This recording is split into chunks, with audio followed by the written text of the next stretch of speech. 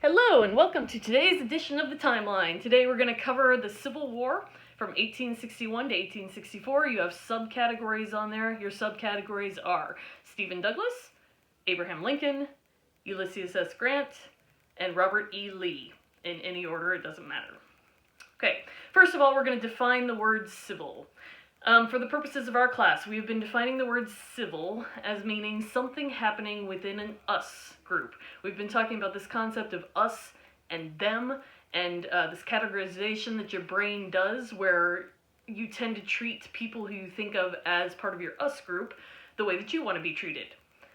But if you don't consider somebody part of your us group, if they're part of them, then your brain feels like it's okay to treat them less than how you would want to be treated, even less than human.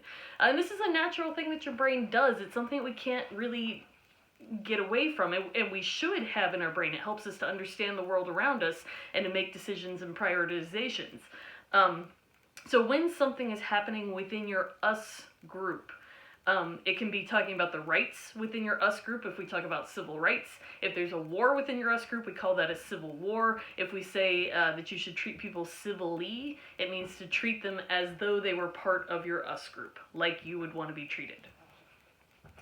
Now that we'd had a country for roughly 75 years, we were having growing pains about deciding what kind of country it was going to be.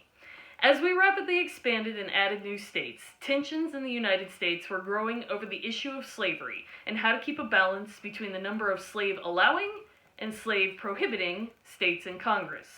This is really a debate about the power of state government versus federal government. Federal government is the government that all the states have to listen to and pay attention to. The Constitution is the main setup of our federal government.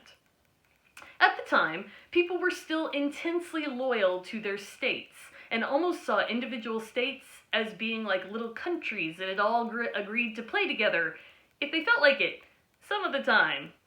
This was especially true with the southern states.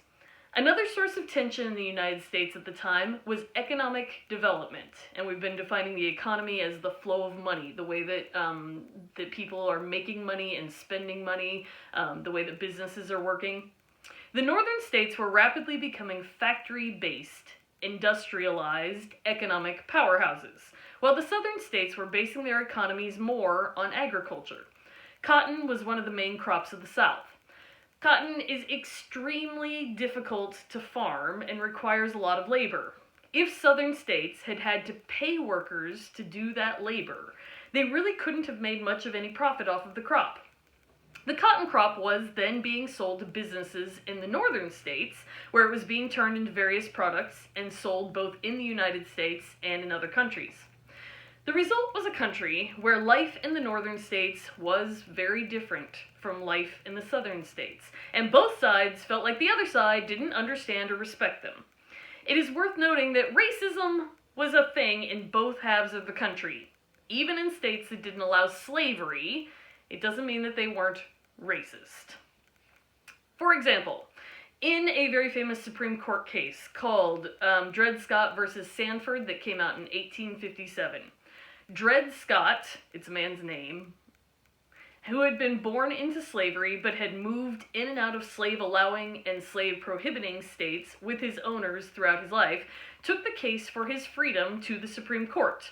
And as we'll talk about with your Constitution stuff, the job of the Supreme Court is to determine constitutionality of laws, to determine what it is that the Constitution actually means at any given time, because the Constitution was written a really, really, really long time ago now. And our lives have changed a lot, and we need it to mean different things for different times. So instead of just tearing it up and throwing it out every time we need it to address new parts of our lives, like, for instance, cell phones. Like cell phones weren't invented when the Constitution was written. So today, if we're talking about privacy and search and seizure, should a police officer be able to search and seize your phone? That's being addressed by the Supreme Court. They're trying to determine what the Constitution meant in terms of that aspect of your life. Okay, anyway. The job of the Constitution... Okay, so Dred Scott takes the case for his freedom to the Supreme Court, whose job it is to determine what the Constitution means. Instead of ruling on whether Dred Scott and his family should remain slaves or gain their independence, the Chief Justice of the Supreme Court ruled that because Dred Scott was black, that he was property, not a citizen, and therefore that he wasn't even eligible to bring a case to the federal court system. The Chief Justice, whose name is Roger Taney, wasn't actually pro-slavery, but he felt very, very strongly that states' rights were the most important issue here.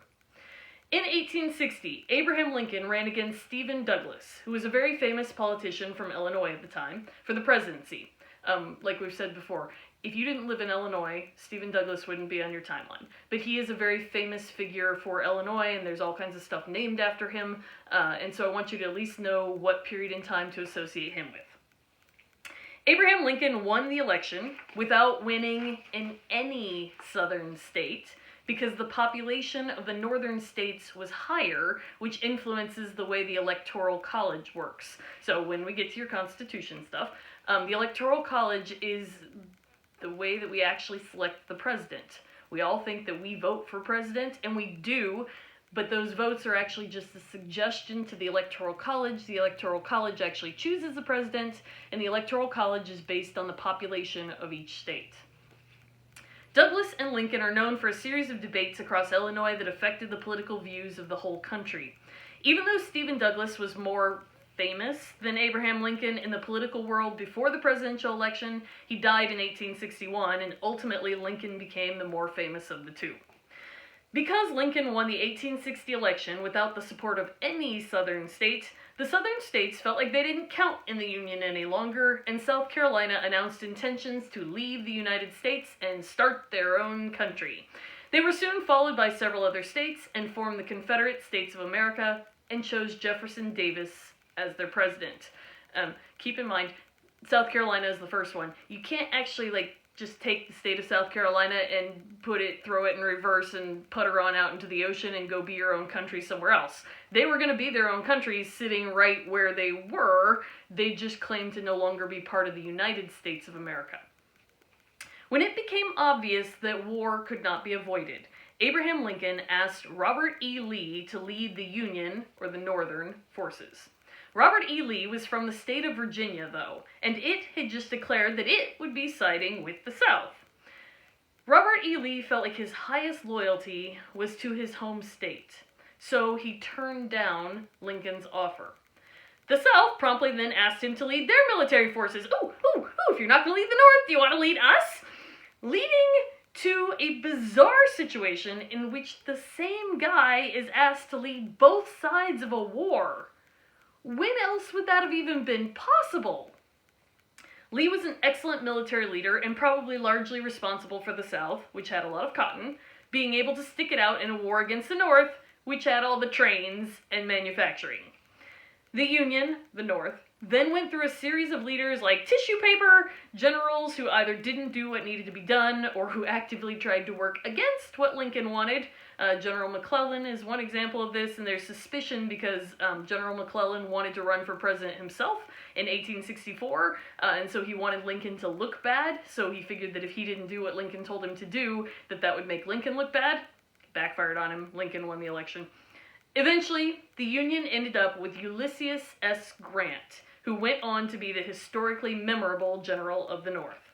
After the war was over, Lee could not hold political office due to his role in the Southern secession. He went on to be the head of a university and died of a stroke in 1870. Grant, on the other hand, went on to be President of the United States from 1869 to 1877. While he wasn't necessarily bad at being president, it isn't quite the same thing as being a military leader, and he perhaps failed to do quite a lot of the things that needed to be done to bring the country back together after the Civil War.